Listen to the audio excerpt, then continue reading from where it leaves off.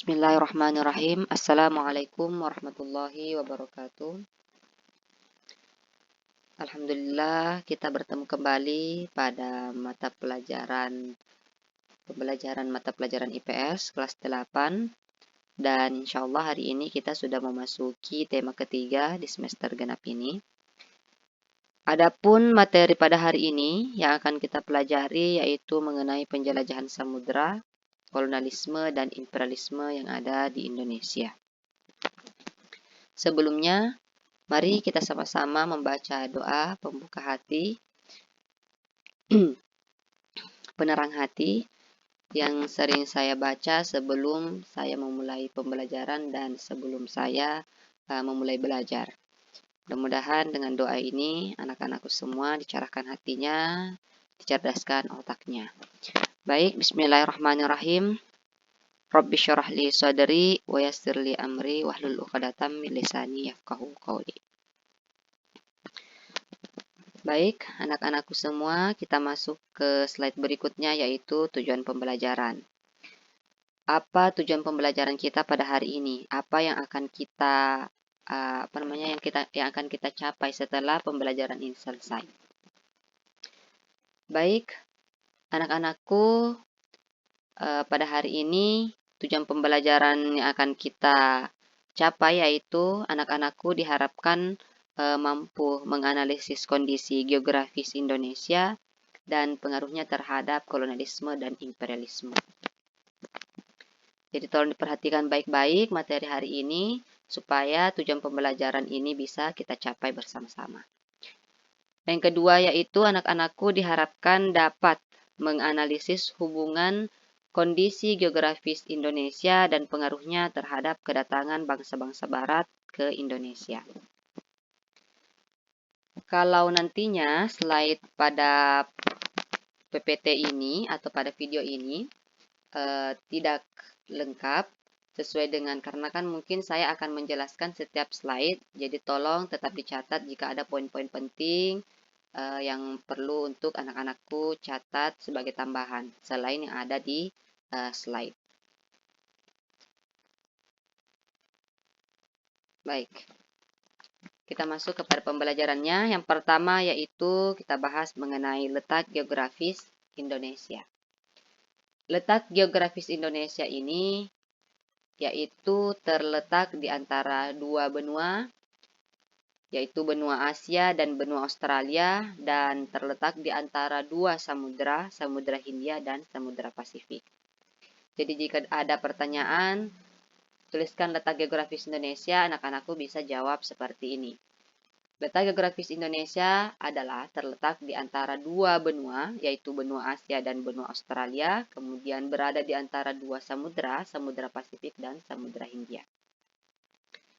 Nah, karena letak geografisnya Indonesia yang tadi saya sebutkan, sehingga menyebabkan negara kita termasuk ke dalam wilayah tropis, karena berada di antara lintang 0,0 sampai 23,5 derajat lintang utara dan berada di lintang 20 sampai 23,5 derajat lintang selatan.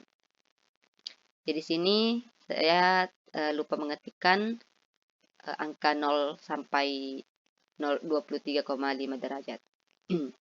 Tapi bisa. Anak-anakku bisa catatnya ini saja, 23,5 derajat lintang utara dan 23,5 derajat lintang selatan. Baik, selanjutnya. Letak geografis ini memiliki dampak besar pada penjelajahan samudra karena Indonesia menjadi jalur penting bagi perdagangan dan penjelajahan di wilayah tersebut. Nah, karena letak geografisnya berada di antara dua benua tadi dan dua samudera inilah menyebabkan negara kita ini sering dilalui para pedagang. Pedagang baik yang dari Eropa maupun dari negara-negara lain. Oke, kita lanjut. Nah, ini. Karena letak geografisnya tadi itu menyebabkan negara kita memiliki banyak sekali kekayaan alam.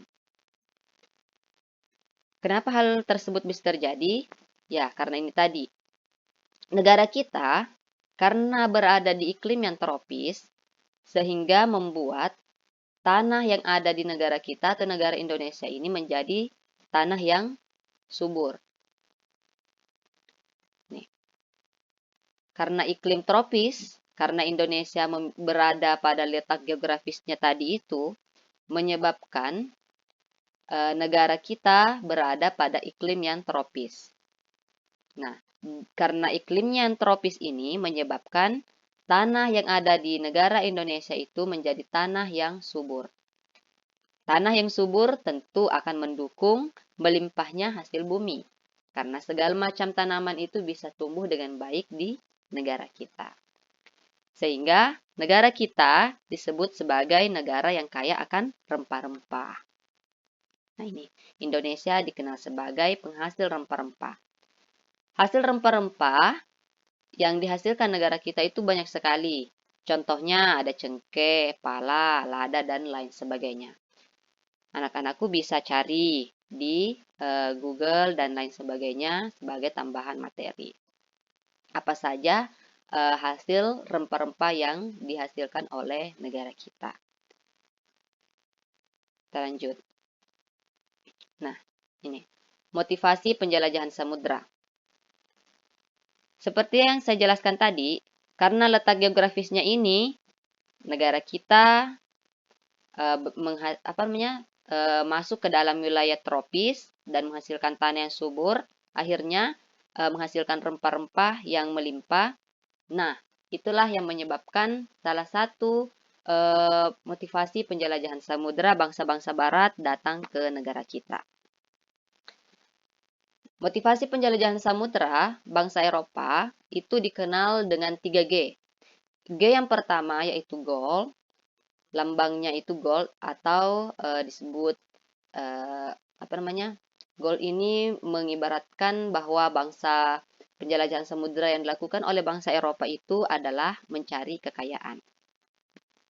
Jadi bangsa-bangsa barat datang ke negara kita itu untuk mencari kekayaan, mencari rempah-rempah yang menjadi sumber ekonomi di masa itu yang tidak ada di negara mereka, yang akhirnya rempah-rempah yang ada di negara kita ini dibeli oleh mereka dengan harga yang murah, kemudian mereka jual kembali ke negara mereka dengan harga yang fantastis atau dengan harga yang sangat mahal.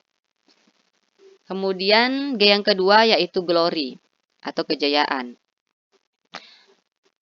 Ya, kalau di sini kita baca bahwa kejayaan itu maksudnya adalah bahwa bangsa barat ini datang ke negara kita meningkatkan prestasi mereka dan kekuasaan bangsa Eropa. Jadi, yang awalnya mereka datang hanya untuk membeli atau mengambil rempah-rempah saja, akhirnya berubah lagi nih. Mereka ingin menjajah negara kita. Jadi maksudnya adalah kalau yang awalnya contohnya nih orang kota ya, saya ambil contoh. Orang kota yang kan desa kita Desa Salino ini kan dikenal sebagai desa yang penghasil durian yang melimpah ya kan, buah-buahan yang melimpah. Nah, pasti akan membuat banyak kan orang kota yang akan datang ke daerah kita untuk membeli misalnya nih, mereka awalnya cuma datang untuk membeli durian, kemudian durian atau buah-buah lainnya lah, yang awalnya hanya untuk membeli buah tersebut dengan harga yang murah, kemudian mereka bawa ke kota untuk mereka jual dengan harga yang lebih tinggi atau lebih mahal dari harga mereka mengambil dari kita. Nah, tapi hal tersebut ternyata yang namanya manusia kan tidak ada puasnya. Nah, mungkin mereka tidak puas hanya mengambil atau membeli rempah-rempah di negara kita dengan harga yang murah. Mereka yang akhirnya ini ingin menguasai. Nah, itulah terjadilah yang namanya penjajahan di masa lampau. Kemudian apalagi yang ketiga yaitu yang ketiga adalah gospel atau simbol keagamaan. Nah, Mereka melakukan penjelajahan samudera itu dilandasi dengan niat untuk menyebarkan agama mereka, agama Nasrani, ke wilayah-wilayah baru. Nah, ini bisa anak-anakku cari video-video rekonstruksinya, sejarah motivasi dan penjelajahan samudera oleh bangsa Eropa. Supaya bisa lebih jelas, mungkin imajinasinya bisa lebih mengena gitu. Karena ulun akui belum bisa memasukkan video ke dalam video PPT seperti ini, nak. Baik, kita lanjut. Revolusi industri. Nah, ini juga menjadi salah satu penyebab dengan penyebab letak geografisnya negara kita. Tapi setelah yang tadi itu ya, yang selanjutnya itu dampaknya adalah revolusi industri. Nah, revolusi industri ini mendorong bangsa Eropa mencari sumber daya alam dan pasar yang baru.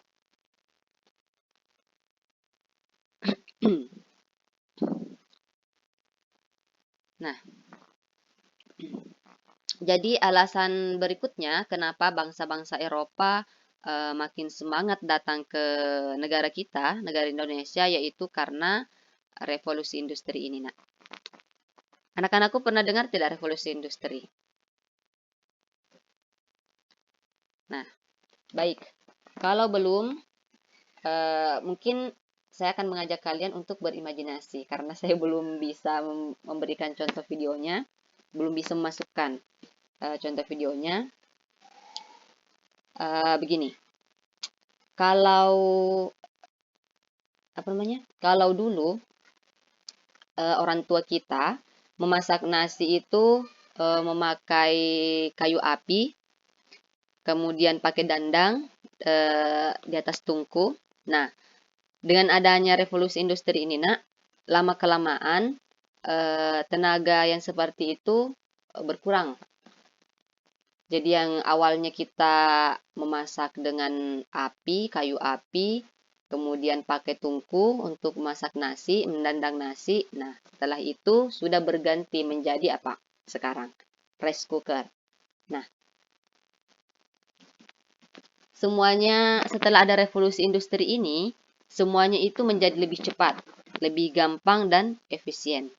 Nah, seperti itu gambaran dari revolusi industri ini. Jadi revolusi industri itu seperti perubahan besar-besaran dari cara manual menjadi dari cara manual menjadi cara yang lebih modern. Kalau dilihat dari bidang produksi. Nah, di Eropa itu mesin-mesin canggih mulai digunakan untuk membuat barang dalam jumlah besar. Tapi masalahnya, mereka ini butuh banyak sekali bahan mentah untuk menjalankan mesin-mesin itu. Seperti yang tadi, rempah-rempah. Selain itu, barang-barang yang mereka produksi juga butuh tempat untuk dijual. Ya kan? Kalau mereka sudah produksi barang yang besar-besaran, sudah produksi barang yang banyak, otomatis barang tersebut tidak mungkin akan dibiarkan begitu saja kan? Pasti akan dijual kan? Namanya barang sudah diproduksi, masa harus dinikmati sendiri? Tentu tidak. Apalagi ini hasilnya melimpah. Jadi tentu mereka akan mencari pelanggan, begitu ya. Jadi begitu penjelasannya. Revolusi industri mendorong bangsa Eropa mencari sumber daya alam. Kenapa? Karena mereka butuh bahan mentah yang banyak. Nah, setelah mereka produksi barangnya itu, bahan-bahannya itu menjadi barang yang jadi, tentu mereka akan butuh pasar baru atau butuh pelanggan untuk membeli.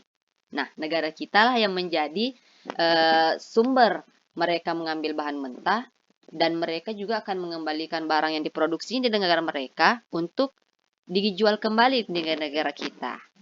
Dan negara kita sebagai konsumen. Seperti itu. Jadi Indonesia menjadi target utama karena kekayaan alamnya yang melimpah. Dan menjadi target utama untuk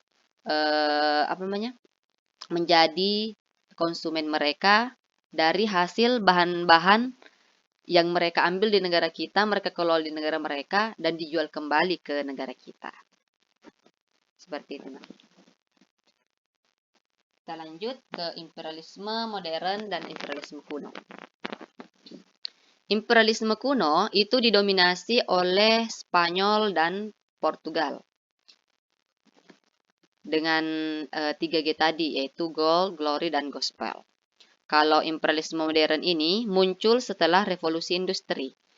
Fokusnya pada eksploitasi ekonomi, contoh tanam paksa dan monopoli perdagangan rempah-rempah.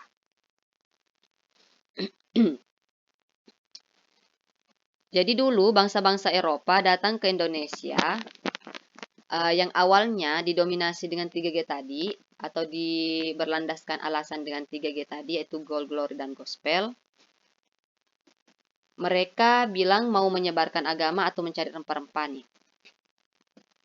Nah, yang ini itu disebut imperialisme kuno. Jadi imperialisme kuno itu, saya ulangi kembali, imperialisme kuno itu bangsa-bangsa Eropa datang ke Indonesia dengan alasan 3G tadi, Gold, Glory, dan Gospel. Kalau imperialisme kuno, imperialisme modern itu munculnya setelah revolusi industri. Jadi bukan lagi tujuannya itu bukan 3G lagi, tapi tujuan mereka sudah mulai berubah. Jadi sekarang itu mereka lebih fokus mencari uang dan kekayaan lewat eksploitasi secara besar-besaran.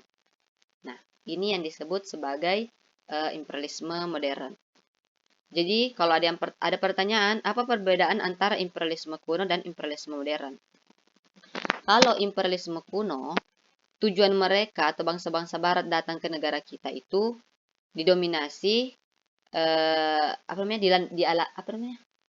dengan alasan 3G, Gold, Glory, dan Gospel. Nah, kalau imperialisme modern, mereka datang ke negara kita bukan lagi dengan alasan 3G, tapi mereka datang ke negara kita setelah saya ulangi, imperialisme modern ini muncul setelah revolusi industri dan fokusnya bukan lagi 3G, Gold, Glory, dan Gospel tadi, tapi fokusnya adalah pada eksploitasi ekonomi. Seperti itu. Apa sampai di sini bisa dipahami, Nak?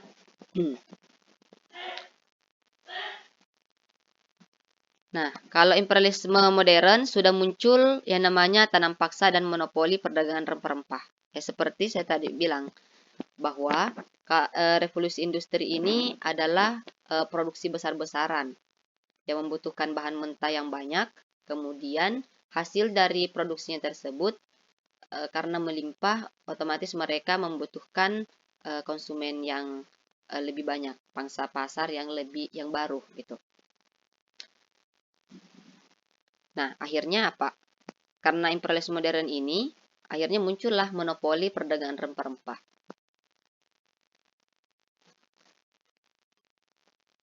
Baik. Lanjut, dampak kolonialisme dan imperialisme yang di Indonesia. Dampak yang pertama adalah eksploitasi sumber daya alam.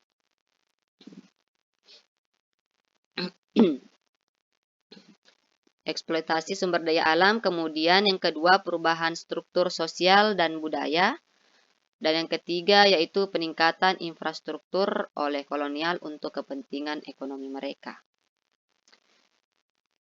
Ya, walaupun mereka bangsa Eropa datang ke Indonesia itu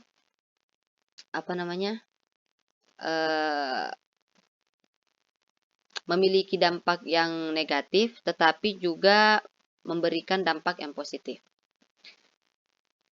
Kita bahas dulu dampak baiknya ya, dampak positifnya. Dampak kolonialisme dan imperialisme Indonesia kalau dilihat dari positifnya, sisi baiknya, atau sisi positifnya yaitu mereka membangun infrastruktur seperti rel kereta api dan jalan raya. Kalau dulu warga negara kita atau masyarakat di masa lalu itu orang-orang hanya bisa bepergian jauh lewat jalan setapak, lewat sungai-sungai, tapi sejak adanya adanya kolonialisme dan imperialisme Indonesia itu kan bangsa-bangsa barat sudah banyak membangun jalan, kemudian membangun rel kereta api, kemudian jadi perjalanan jadi lebih cepat dan lebih efisien. Tapi selain sisi baiknya, sisi buruknya juga jauh lebih besar. Apa itu? Kekayaan alam kita seperti rempah-rempah, hasil perkebunan, bahkan tambang diambil dan dibawa ke negara mereka. Mereka memperkaya negara mereka sendiri. Sementara negara kita dapatnya apa? Sementara negara kita, banyak yang hidup dalam kemiskinan. Selain itu, petani juga dipaksa bekerja di di slide sebelumnya. Nah, ini tanam paksa. Jadi tanam paksa itu petani kita punya lahan sendiri. Mereka yang punya lahannya sendiri tapi dipaksa bekerja keras di tanahnya mereka sendiri. Dan hasilnya dari hasil panen mereka itu diambil oleh penjajah. Nah, seperti itu. Jadi masyarakat kita itu kehilangan banyak hak untuk menikmati kekayaan alam yang ada di negeri kita sendiri.